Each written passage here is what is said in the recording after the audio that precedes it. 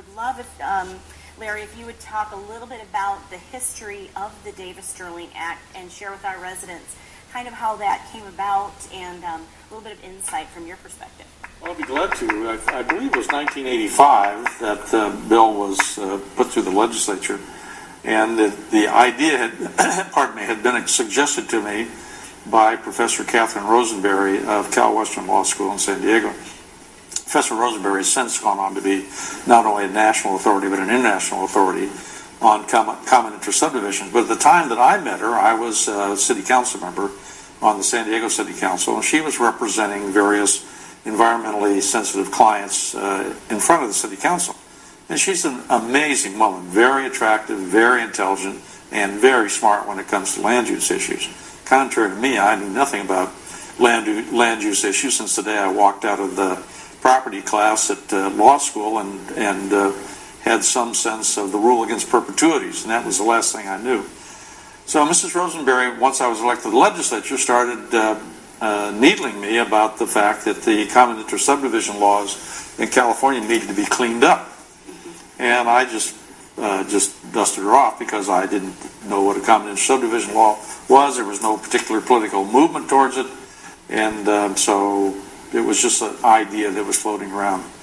In the meantime, the happenings up in Sacramento put me in a position to be able to hire a staff member and to chair what they call a select committee.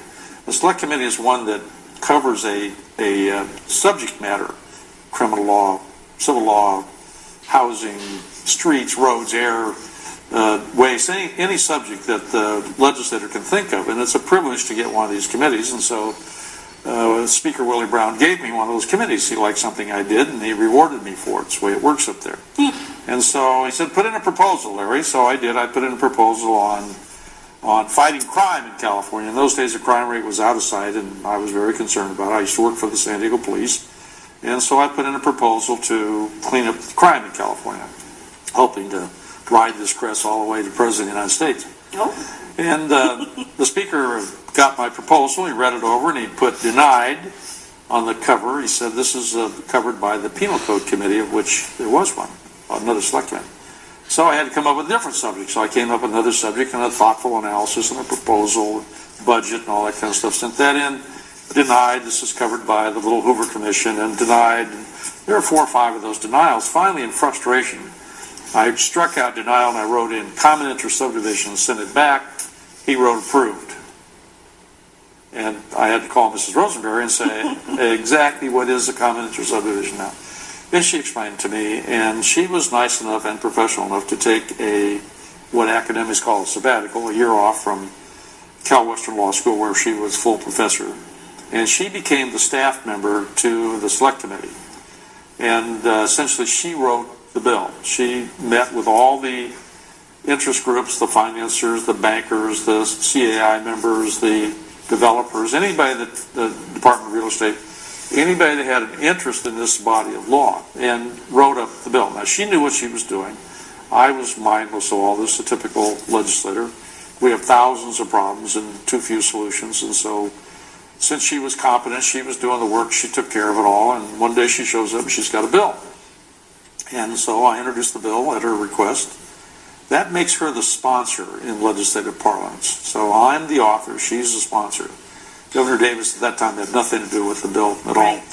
So we introduced the bill. She has now done her homework, not only with the stakeholders, but also with the legislators. She's lobbied the bill, and there are no votes in the Assembly.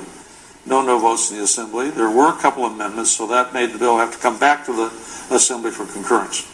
Gray Davis, who I had known for many years as Jerry Brown's chief of staff, had been elected to the Assembly. He got the chairmanship of the Housing Committee. As a courtesy, we took the bill into Chairman Davis and said, this is the bill, this is what it's about. And he said, I don't think this bill is going to pass my committee. So, Gray, it's passed both houses already, it's just here on concurrence. What possibly could be your objection? He says, well, your name's on the bill. Well, putting the author's name on a bill is different than the author. It's called a tombstone. Okay. For example, when Sam Farr, Henry Mello, and Gwen Moore tombstoned a bill on marijuana reform, it was called the Farr-Moore-Mello Act. So it gave you an idea what the bill was about. Anyway, so I said, I'll take my name off. And he said, no, that won't do it. So I said, so it has to be the Stirling Davis Act? And he says, no. Oh, dear. And being slow-witted, that's how it became the Davis Stirling Act. That's how it got written, that's how it got enacted, and that was over 25 years ago. And it's been the body of law in this subject matter ever since. I just wanted to point out the bill had three purposes when originally enacted. Yeah. One was to draw together pieces of laws that impacted homeowner associations that were distributed throughout various portions of the code. So we wanted to draw them together, number one. Number two, then once drawn together, they had to be harmonized. They had to agree with each other. And before that, homeowners boards had been faced with this law says one thing and another law says another, and then they're at risk whatever they do. So she harmonized the law. And the third thing was we wanted to make sure that homeowner associations could be successful. That is, that they could collect the funds due to them, and that then they had an obligation to spend it in a way that maintained the facilities so that we wouldn't have thousands of basically slums, unfunded slums around the state that would require a bailout by the state legislature. Already in those days, they had trouble balancing the budget and having to bail out through redevelopment efforts. Homeowners associations that had neglected their maintenance problems was a key challenge. And so that's the three purposes of the bill was to accomplish those three things, which is exactly what we accomplished. And for several decades, the homeowner associations were able to thrive under that, having the power to gain their revenues as necessary and the obligation to forecast their expenses. And I really appreciate you being here and sharing your history and your wealth of knowledge on this issue with our residents. My pleasure. Thanks for coming. Yeah, best wishes.